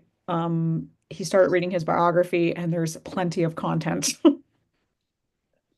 Yeah, well, I mean, Jubal. I mean, do you remember that time we were doing the round table and some guy went off on Jubal Early? Remember that? He didn't go off on Jubal Early. He thought he was Jubal Early. Oh, that's what it was. But Jubal Early, you know what? I tell you, this is a guy who did not want to secede Virginia. He did everything possible to not do it, but then he flipped when they finally did. He has more good moments than bad, Yeah.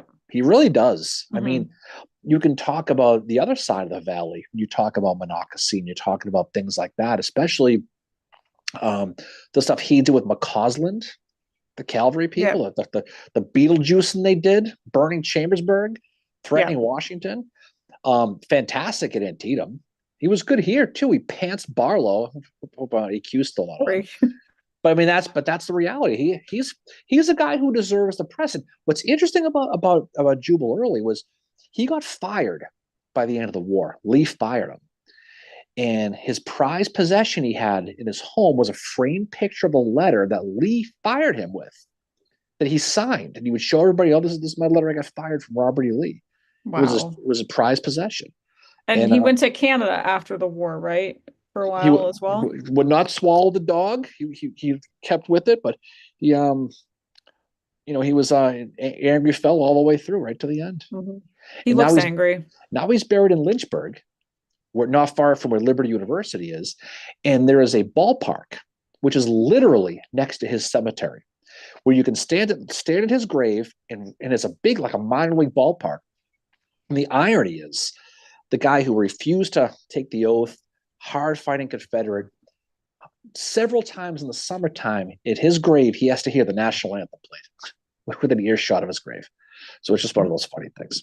Not intentional, but it wasn't missed on me when we visited anyway. Yeah. Do you know where he lived in Canada? Probably would have been Montreal, I assume. I have no idea. It was either Montreal or Ontario. That seems to be where the two of them went. Although right now Alberta would be perfect for those people. Oh God, stop. but Jubal, that's what we'll definitely do, because he is a fascinating guy. Yeah. And go back Caleb said you will have a field day with him. You will. Oh yeah, but going back to the West Point stuff, everything he did was just one of those guys, angry. Rumor has the only guy that Lee would let swear around him. It sounds probably all urban myth, but it's fun. He's the angry uncle at Thanksgiving who was always pissed about something. That's who he is. Is he Uncle Leo? No, Uncle Leo. Oh, from Seinfeld? No, remember Christmas Vacation? Oh, yeah. That guy, Clark, where's my stogie? But the dude could fight, though. He was a hard hard fighting dude. He just was. Yep. Yeah, Caleb says Red River and Jubal early. Yeah, yeah, we'll definitely do that. Red River will be a fun one. That's what's good about this is so many different things, and we appreciate the ideas people give us. We get episode ideas all the time, and we try to do We them. sometimes get them from here too. I know that I got the idea for James McPherson when we were on a live a few weeks ago to like, it's like, well, we've covered the Battle of Atlanta, so why not, around the anniversary of the Battle of Atlanta, do an episode about James McPherson? Because I don't think anybody's ever done an episode about him before. Well, that's what surprised me a lot is some of these ones we've done, um, there's just nothing out there about it. And we're not talking about these obscure little things here and there, but things you'd expect more. But you expect there to be more about the Battle of Newmarket that is out there as far as books and lectures and things like that. There's just not a lot. Um, when we did the one on Mill Springs was another Yeah. one. There's just not a lot of stuff, and you have to go and find it. It's cool because we're probably the only ones who have it, if you think about it, which is kind of neat in a way. But it's a little disappointing because you think there'd be more people who want to study these things and talk about these things. But that's okay. That's all good. Yeah. I mean, it's fun studying the obscure ones, talk and again, because we've covered Frank is AP Hill buried on a hill. He's been buried or moved like 60,000 times. It was a rumor he was buried vertically. Like his coffin Yeah. was placed straight Well, down. that's not possible. Apparently, all that was left of him was an arm the Yeah, last time. yeah. So I don't know. Someone's been taking stuff along the way. It sounds like when I like was reading the article, I'm like, he's been moved a few times and that's all that's left of him. So someone's been like being like, I'll take that. Like, Yeah, someone's got a really messed up Halloween display in his yeah, Virginia so neighborhood yeah. somewhere. Yep. It's like, I'll take this. You know. But yeah, like I mean, we've covered a lot of battles. We like to do the obscure stuff, and sometimes we go back and revisit like a certain part of a battle. I mean, I'm sure we could do more episodes on Vicksburg, you know, because there's so many parts of the Vicksburg campaign. Well, you could break down a Vicksburg. You could break down. I mean, our friends here at Battle of Gettysburg podcast, they've like multi episodes on just the wheat fields. I mean, you could really get into the weeds and really drill these things down and talk about Yeah. so many factors of it. And sometimes, I mean, we've done two episodes on one subject before. We've done things like that. I would like to get back to that because sometimes it's like I'll be researching it and like we could make this into two episodes. Yeah, but the problem is sometimes you don't want to overdo it. I like the hour and just get it done in about an hour if we can, and just make it interesting because it's not anyone's specific job to educate anybody or anything like that. You want to create an interest, they can go back and research more on their own. I mean, Yeah, create that but spark. sometimes it gives us an opportunity to talk more about it. And I just want to say to AQ's on here, we are going to be having a Andrea Quinn on here with us in June to talk about Barlow, which we are very much looking forward to. It's gonna be a Barlow Palooza, Mary. I bet it's gonna be a big day. We'll have a lot of fun with that. I mean, Barlow's another interesting story. I mean, this is a dude who fought for what 14 hours at Spotsylvania. I Yeah. mean, despite some of the rumors of him being a fun-loving, Boy Scout type guy, Who liked popcorn. I just don't understand that one. But as far as what he did here in Gettysburg, what he did at Spotsylvania, what he did in Antietam, what he did all the way through, he's someone who's really, and he was a hard dude. He was a hard fighting guy, hard on his men. Yeah. But he was fair. But again, he was somebody who doesn't get the study, and he No. falls out of that same trap that John Gibbon does in a lot of Yeah. different ways, where he's always overshadowed by somebody, Yep. right? And but it's good that we tell these stories like that. Yeah, and that it's great to have people like AQ, Andrea, on to talk about it because they've done the research, they've done the work, and I mean, she does awesome stuff with not just Barlow, but with Arabella, his wife as well, which is great to see that she's out there doing that. Yeah, and it's what's great. A lot of our friends are out doing the stuff, which is neat. They're doing the history, Yeah. and even if they're just studying, even just reading it, at least you're doing something. You Yeah, know? exactly. Not just reading comments on Facebook. Anyway, Well, not you. talking about you. I know you're not talking about me. Um, Bill Pike. I want to hear an episode on Pleasanton. I love the photos of him dripping with arrogance. He is the most punchable face in the Civil War. Yeah, no, Pleasanton is a guy who speaking of Gibbon couldn't stand Pleasanton, by I the can't way. stand Pleasanton. I can understand that completely. There's a lot of stuff going on with him because he was a guy who was over his head, probably shouldn't have got that job. His subordinates, guys like Dave McMurtry, Greg, went right around him a lot of times.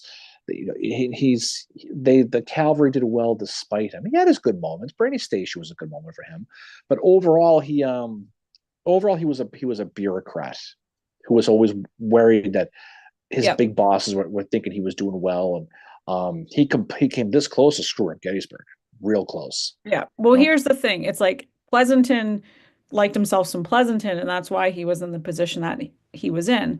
It likely should have been Buford, but Buford was not the type of guy to be like, oh, hey, I want this command or whatever. And that's why he stayed back for so long.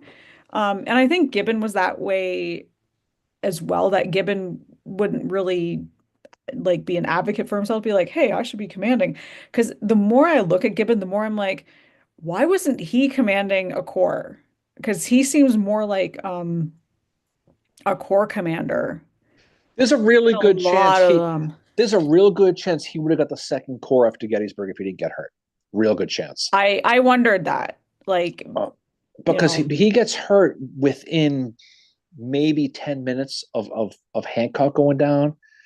And again, they were both up front, but Gibbon was right up there with those guys. wasn't Gibbon up front a little bit further, do you think? It's tough. I mean, they're right at the front of the line. Depends on what you consider the front. I mean, Hancock was further down the line, down where the Vermont guys were. But I mean, they were all you're right in the weeds right there. I thought he was up at the Um, copse of trees. no, but I mean, when you look at these guys, you get to a point where a guy like a Frank Haskell, Hmm. who was one of the subordinates to Gibbon, talked a lot about how he was always up front, and he got shot in the shoulder. This is Gibbon. Now didn't even realize he was shot right away. He Yeah, started to I get dizzy wondered with what the I didn't loss know of what his blood. wound was. So he got shot and he He got was that when he was like ordering the artillery around, like telling them what I to don't know do? if everyone knows exactly what he's doing, but that's he got the problem is he got hurt and then he just vanished because Haskell's talking about I'm trying to find Gibbon, I can't find him. I'm trying to find Hancock, I can't find him. What the hell? Then you have Alexander Webb kind of take over. He was one in charge of that Philadelphia brigade. Then he kind of takes over that whole area. But he ends up. They both go back to rehab, Hmm. and then when they come back, Not Hank, that kind of rehab. no, no, not that kind of rehab. They both have their injuries, and then you're talking about things like Ream Station and other things like that, where Hancock just turns into a prick to Gibbon, and Yep. he calls him out in front of his men. He'll sit there and there's that story where he where Hancock says, "Well, Gibbon's men will be going in here," and Gibbon's like, "Oh, I'm right here behind you, dude." He's like, I told you to move your men over there." You go, "No, you didn't. You told me to stay in reserve." And then Hancock goes to his one of his adjutants. "Did I not tell Gibbon to move?" And he's like, "No, you didn't actually. You told him to stay right here." And so Hancock's like, you know, and then they go back and forth to a point where Gibbon says, "Listen, dude, I'm done. I'm not working with you anymore. I'm sick of this." Because he embarrassed him in front of his men. And he says, "I'm quitting the army. I'm taking my balls. Screw you. I'm going home." Right. And finally, he says, "I will stay if you write an apology letter and you read it to my men." And Hancock actually does this to keep him on board. Wow. But they never got along after that. They always never got along. It But I just is. mean, I think they're two very big egos, but the thing is like Gibbon is going to be like, he's not going to take any BS at all. He's like the type of guy that will tell you the truth, even if you don't want to hear it, because that's just how he was. And it was during Pickett's charge that he had lost so many of his artillery guys that he had to go up forward. And I think you told me he was likely just telling them how to aim it, right? He was probably, well, with Hunt. No, Gibbon, when he had to go help out with the artillery because he'd lost so many of his guys during Pickett's Yeah. charge, he had to go up and like he was telling him how to aim it, right? Well, Like, he wrote the book on artillery, and he so literally, and he would basically, because he was part of Fourth U.S. Company B, the famous Company B, the one that William Campbell ran in Antietam. But that was Company B was always his. I mean, Battery B was yeah, always his baby as yeah, far as what he wanted. Um, and so that's kind of how it was, you know. But he was an artillerist at the end at heart, yeah. um, and that's kind of how he was, and that was his forte, you know. Look who's with me. Yep. There's some great comments here. Um, AQ. Hancock was looking for the nearest ice cream shop. Well, but for whatever reason, I think because he realized, and the real shame of it is Frank Haskell never got a real chance to write about Gibbon because Frank Haskell got killed in the wilderness in 64. So he would have been a fantastic person because he always was somebody who was always with Gibbon, defended Gibbon. Gibbon wrote some stuff afterwards, but he went out west and did the things with the Sioux Indians and the Nez Perce Indians. He did all that stuff, and he kind of faded to obscurity at the end. Um, and there was no one really to tell a lot of his Yep. firsthand I was there battles because Haskell was gone. Because Yeah. there would have been a lot of good stuff about him. And I think a lot of these guys, you kind of get intimidated by a subordinate who might be better than you, Yeah. right? And there might have been some of that. You never know. Yeah. And I think that was the case with a lot of them getting intimidated by their subordinates. I think that was definitely the case with Hancock with Gibbon, that there's this guy, Gibbon's very talented, wrote the artillerist manual, you know, he's very smart, tells it like it is. He's going to be, and I think Hancock was intimidated by, I even think Hancock in a way was intimidated by Howard. I mean, who knows? But Like, I mean, he didn't really have the opportunity to really work. Howard never reported, you know. Gibbon, I mean, Hancock was a division commander in Antietam in the mhm. Sixth Corps. Howard was a brigade commander in the Second Corps. Yeah, So they rose at different levels. yeah, Um, and I know, and then you had the Howard thing with the 11th Corps and the Germans and all that stuff that kind of yeah, took over. Whereas Hancock now goes to the Second Corps to replace yeah, Sumner. I mean, to replace Darius Couch. And so he has a reputation of being a hard fighting, just miserable guy. yeah, He was a leader though. Hancock was a strong leader, um, and he was respected by a lot of the army. But at the yeah, end of the day, you're always looking over your shoulder because it's easy to get to the top of the mountain. It's tough to stay at the top of the mountain, especially when you got a bunch of alpha dog military guys who want your gig. yeah. I mean, Gibbon wanted a corps badly. You know, he eventually got the 25th Corps, I think it was. In the Army of the James, yeah, because what Yeah, happened is he went on end of 1864, he had to go on leave, and it was not for anything physical. It was like kind of like it was likely PTSD, or he had some kind of beef with Hancock probably. When he comes back, that's when he's leading a corps, but it's in the Army of the James. So he's been transferred completely out of the Army of the Potomac. The Army of the Potomac, I mean, the eastern, it is the it reminds me in some ways of the Western Theater's Army of Tennessee, the Confederate Army, for all the drama that happens in it. Like, there's not that much drama that happens in Army of the Tennessee in the Western Theater. You have some when there's hookers out there, but then they basically boot him out, and there's not really any drama at no, all. Like you don't like Sherman and Slocum and Thomas and Howard once they all get the band together in 1863, you don't hear of any of that kind of shit happening that's happening. Army of Potomac, it's like high school. You got, Sheridan and Meade fighting. You've got Warren and Sheridan fighting. Are we sensing a common denominator here with Sheridan?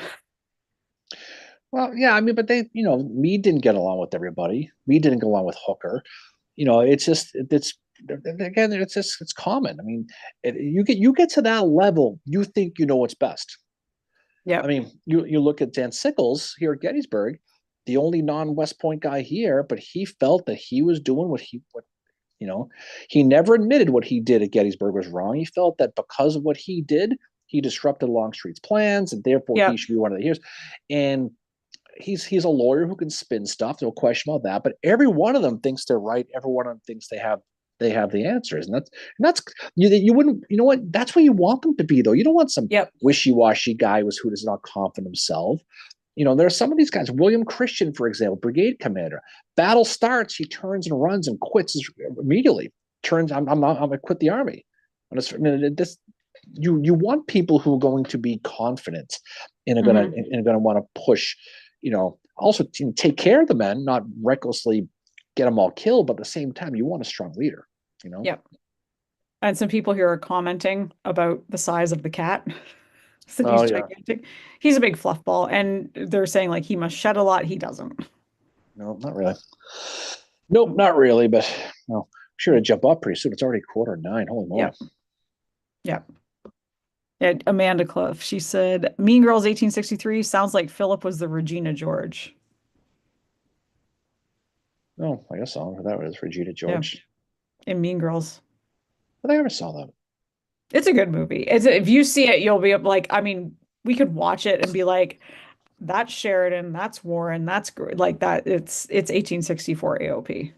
Oh, well, there was I mean, by that point, you're starting to get an idea. Okay, things are starting to go okay for us a little bit here. This might be a good spot to stay alive and finish on top. I might get a Senate position or president position. So at that point, you're kind of jockeying for the positions. And Hmm. Grant had Rutherford B. Yeah. Hayes, William McKinley, James Garfield, all the ones who weren't always the best generals, but were the best politicians who put themselves in the best overall position, ended up being president. You Yeah. know, I mean, Graham was going to obviously get it, Yeah. but I don't think anybody would have predicted James Garfield. No, You I know, think McPherson would have got it. McPherson very well could have. He was someone who was a rising star. William McKinley, 23rd Ohio. He obviously he didn't last too long as president, unfortunately No, for him. unfortunately, yeah. But I mean, both him and James Garfield both had really, really strong military career, especially McKinley. Yeah. You know, South Mountain over here. It's a rock star. Was he at South Mountain? McKinley, yeah, Yeah. he commanded the 23rd Ohio. He's one who beat up the North Carolinians over Oh, that's Swanson's right Gap. too. Okay. Yeah, definitely. All Yeah. right, so why don't we jump off here? We can move on to the next thing. So big weekend here at 11th Corps headquarters. We Yeah. got a bunch of shenanigans afoot at the Circle K this weekend. So if you are in the area, look us up. We'll be around. Getty's Gear on Sunday has got a thing at the parade. All kinds of stuff going on here as well. So we will do our episode on Yes. Gibbon on next Friday, a Hmm. week from tomorrow, and then we'll do our thing. Yep. So everyone enjoy the Memorial Day weekend, and James, enjoy your weekend in, in England. Yeah, he's the hero. He's our 9 o'clock Eastern time. It's probably I got. know. I was not expecting that. I'm like, wow, this guy's a hero. We're coming on here. He's just he's gonna grab himself a nice Earl Grey tea, throw on a little Spice World. He'll throw that movie on, and he'll be good. He'll be good. So, all right. So off we go. So anything final words from you there?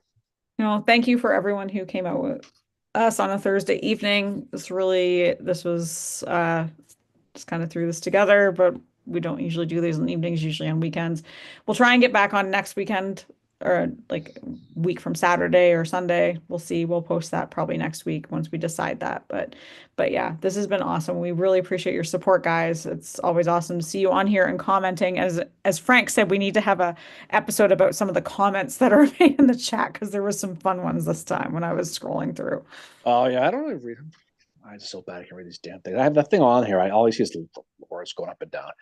Okay, all right, off we go. So everybody have a great, safe Memorial Day weekend if you are in the United States, and as most people are, except James. But if you are not, have a great weekend anyway. So hopefully the weather is good. Hopefully you can get outside and enjoy the weather and remember what Memorial Day is all about. It's an important holiday, especially for people who study military history. So, Hmm. all right, so off we go. Have a great